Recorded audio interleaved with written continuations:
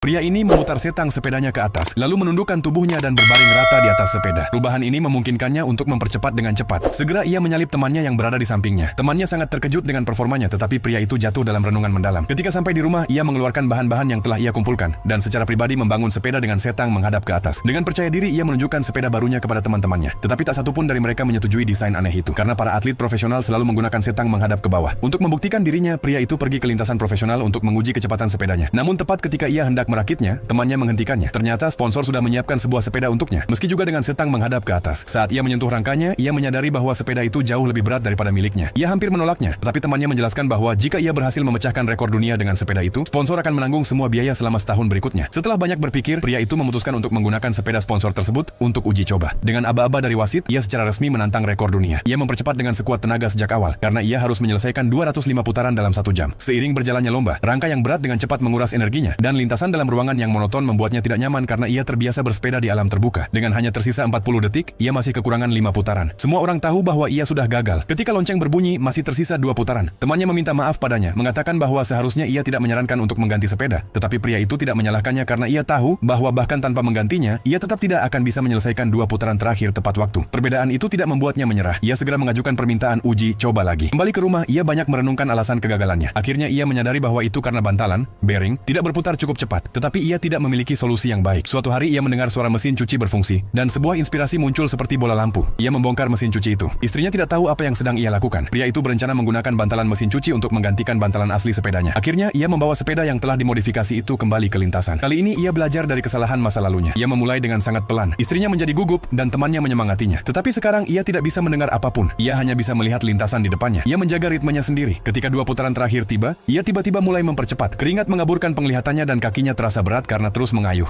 Tetapi ia menggertakkan giginya dan terus maju.